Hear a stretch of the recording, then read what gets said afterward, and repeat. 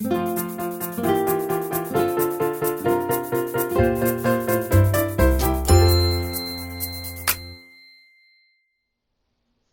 this is Ingrid from Quiltessential Co in St. Albert, and we're going to be working on our block of the month. It is 2022, and this is our January block. We're all having blocks with the theme of black in them. So everything goes with black. This particular one is nocturnal, and we're going to go over and cut.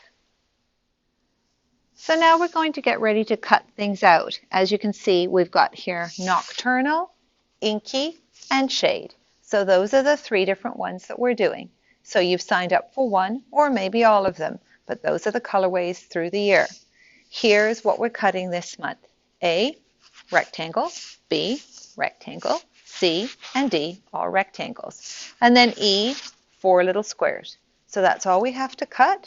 And now we're going to show you how to finish cutting with this perfect rectangle ruler and how to sew.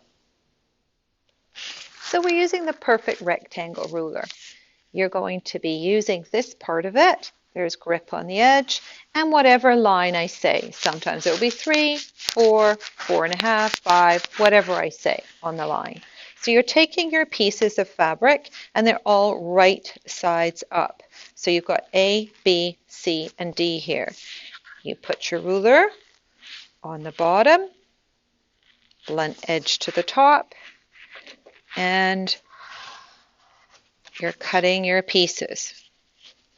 So you want to make sure that you maybe leave a little piece here. So you're going to cut on the side carefully so that you can just leave a little wedge on there. And my rotary cutter needs a little bit of a sharp.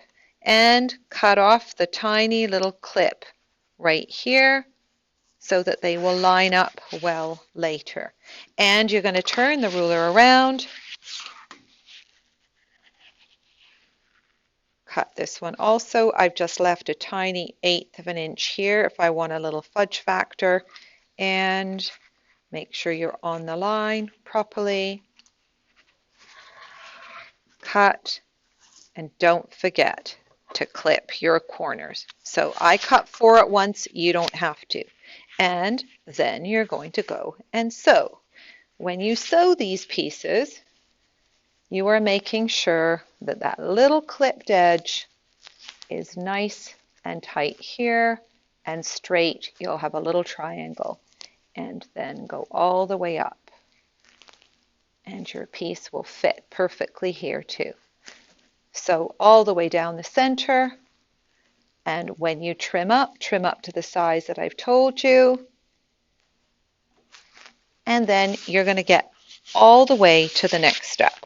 And the next step is adding our folded corner clipper. So I'll meet you back. Once you've finished, don't worry if there's a tiny little bit missing over here. That's the way that it goes when it's nice and matched up and you sew. So don't worry about that. You're never going to miss it. You're now going to take your E square right sides here. Traditionally, we would mark across with a pen or a pencil. Sew on this, trim behind, flip it back. But if you want to do it slick and quick and accurately, use your folded corner clipper. Put the marking I've told you to on the edge of your square. Make sure your square is really nicely on there. And you just cut across. Sew from point to point, flip it back, and it will look like this. So that's how we get these pieces right over here. It tells you in your instructions how to sew these two together, and then sew this as a row, and then sew it together as a block. And it tells you which way to press. Sometimes they're pressed open, otherwise they're all pressed to something inside. So that's how it goes together. Look at your instructions, follow along, and you should be good to go. Well guys, if you found this video useful, please leave us a like and click subscribe for future content. And this has been Ingrid from Quiltessential Co, and thanks for sewing with me today, and we'll sew with you again soon.